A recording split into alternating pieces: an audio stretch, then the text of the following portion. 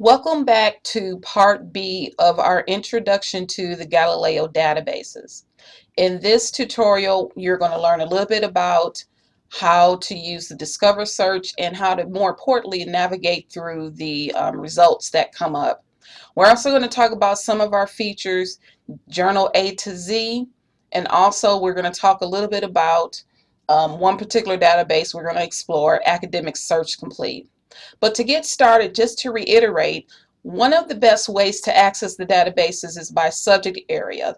A lot of times when you know you need to find online articles in a database, you have some idea of your topic or related subject area. So when you do that, for example, you will go to a subject area. For example, if we go to social sciences, we will see a lot of sub-science, social science disciplines related to the social sciences. So for example, if your research is related to anthropology, communication, we have geography, geology here, psychology, social work, political science, psychology. We can choose any one of them here. For example, let's go to, let's say, geography.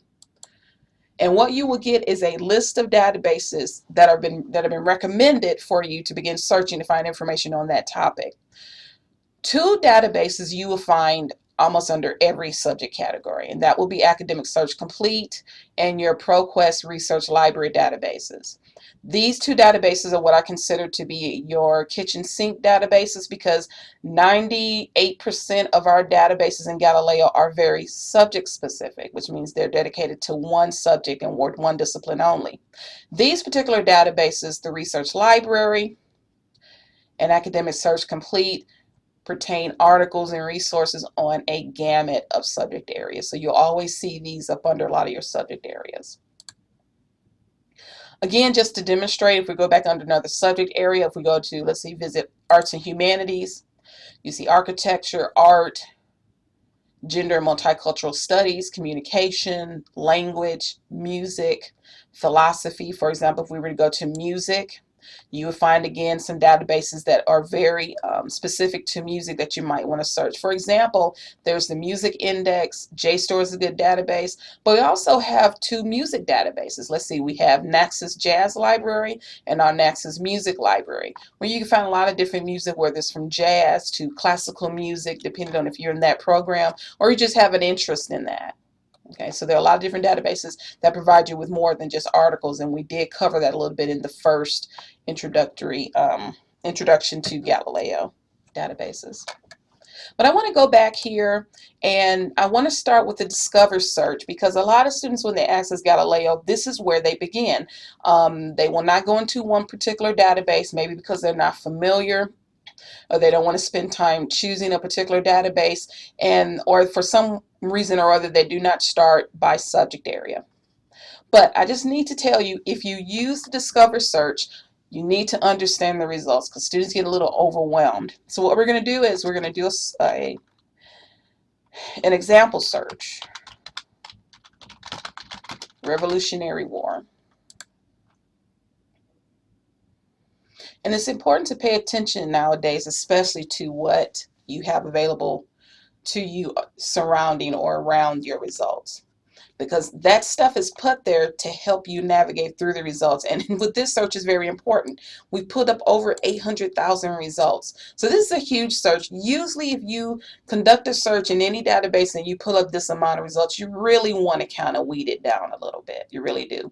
So beginning here, this is a lot of searching. I want to weed it down a bit. This may tell me my search is very, very general. Very general. So I need to probably narrow it down a little bit. So I'm going to say Revolutionary War and George Washington. Let's see what happens. Let's just see if we can shrink that down a little bit. Well, we got it down to 175,000. That's still a lot, but for the sake of this, we're going to keep it here. But as you conduct your search, if you do an advanced search, you can use your keywords that are related to your search, as well as those Boolean operators, and, or, and not. Okay. All right, but let's go ahead and let's get started and look at what we've pulled up.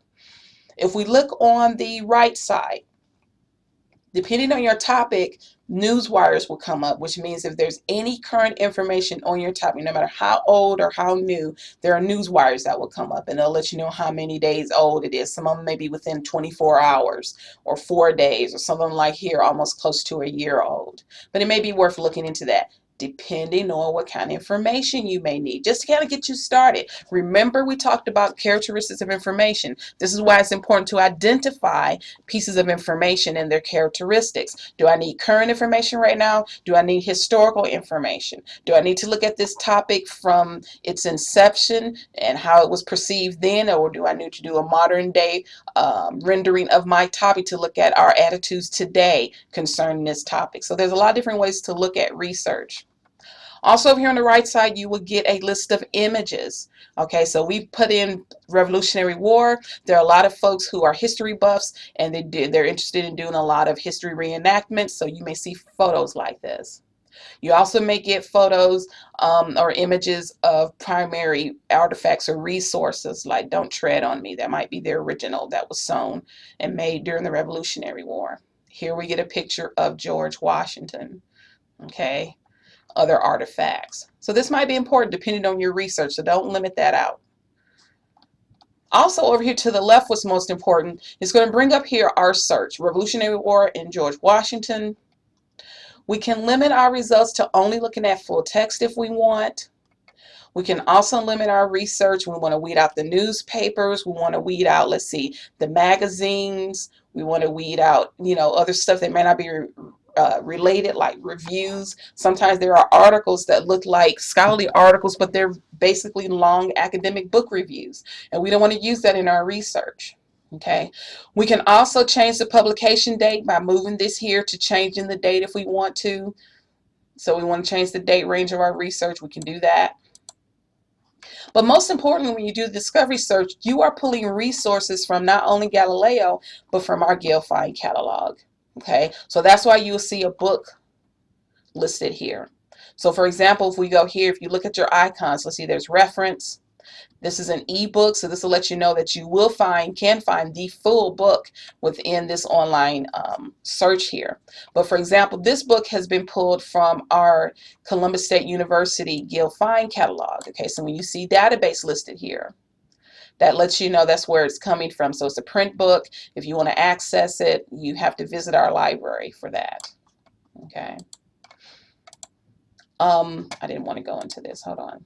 Okay, but going back to our results here, so that's really important, especially when you're citing resources. But just understand what you're pulling up. So just because you see an icon for a book and you know this is a citation for a book, pay attention to where it comes from. Okay, so this is the Gale catalog. So if you click this link, this will take you to our Gale catalog for that particular book. This is a reference item. Again, it's here in our online reference database. It's full text. Remember, reference resources are really good to help get you started with research, but your research should not begin and end in reference resources. Okay. This here is an ebook. We have an ebook database. It will provide you with directions of what you need to do if you want to download and access this book here. There are also periodicals here, as well as reviews. And reviews you really don't want to use, because usually articles that are reviews, they can be really long, but they're reviewing a particular book, and you don't want to use that in your research. But just to show you here how we can limit some of our stuff. If we choose academic here, we want to weed out everything else. No books, no ebooks, no newspapers. You'll get your academic journals. So these are your academic sources. Let's say you only want to look at your full text things and your scholarly peer reviewed. So everything that's full text is here, but let's say we want to go ahead and choose scholarly. This will help ensure that you are actually getting access to things that are of a scholarly research nature. So whether it's scholarly or peer reviewed, it's the same thing. Okay. So explore this search a little bit. Again, this is not exhaustive, but if you want to play with this search, do so to look at the particular results and how they're organized here by these features here to the left and what you're able to pull up to the right. Okay. We're going to go back to Galileo. And there's another feature that's not always used in the Galileo databases. That's very important. It's a very efficient search. Let's go to our journals A to Z search. Okay, what would make one student or one patron want to use the journal A to Z search? Well, let's say you're doing research, you're conducting research, or you're just trying to find some information, and let's say you're reading a chapter from a book, and let's say it's a scholarly book. And at the end of that chapter is a list of resources at works cited, or a bibliography of what resources were used to put that chapter together. Remember, you have to do the same thing when you write research papers for us. We want to see a bibliography. We want you to tell us about the books and give us a list of the articles that you used. Well, scholars have to do the same thing. You may actually find an online article, and at the end of that scholarly article, there's going to be a list of resources. So let's say you find one for an article, and you want to see if you can find this article in the Galileo databases. Well, it's not efficient to go from database to database looking for that article. Use the journal A to Z search. So because you have the citation, which means you should have the name of the journal, the name of the article, the authors, the page numbers, and the year that's needed. We're going to click exact search. And I have an example here. I have a citation, and I know that it was published in the Journal of Popular Culture. Journal of Popular Culture. And I'm going to choose Find It. And what happens is it's going to go through all of the databases and let us know if this journal is indexed in a database. And I'm seeing that it is. Journal of Popular Culture is available in our Academic Search Complete database. It is available from the years 1990 to the current. Now it's telling us the most recent year is not available. So let's see, this is September 2014. So that means from September 2013 to September 2014, the latest year is not available. But that's okay. That's good to know, though. That's why you need to look at that information.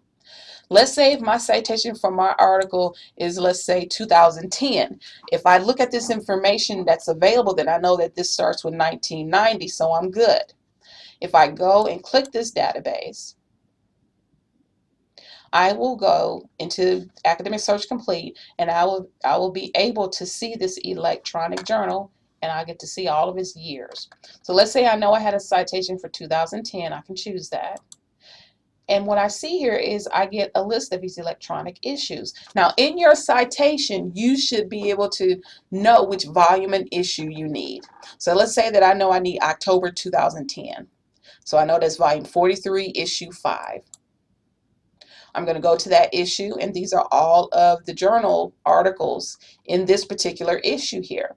So in my citation, I need to have the name of that article. Let's just say it was number 8. It beats rock and tear gas, streaking and culture politics in the post-Vietnam era. It's full text. Here I go. By using that Journal A to Z feature, I am able to look up a particular article most efficiently by using the Journal A to Z feature. With my citation, I started with the name of the journal. I needed to pay attention to the years that were available. Now, let's say if I looked up Journal of Popular Culture and it started with 2013, but the citation I have is 2010. If it doesn't have the year that's included, then I can't use it. Please pay attention to this, because the Galileo assignment that you're going to be given for this module will ask you to look for particular resources in Galileo. And if they're not available because of the years of availability aren't there, you need to be able to tell me so. Okay, so that's using the A to Z search. What I'm going to do, I'm going to go back to Galileo here. And we're running a little low on time, so what I'm going to do in our next video, what we will do is cover Academic Search Complete. We're going to discover that, explore that database. We're going to talk about the Find It feature, and we're also going to talk a little bit about interlibrary loans. So that will be Galileo Part C, Introduction to the Galileo Databases.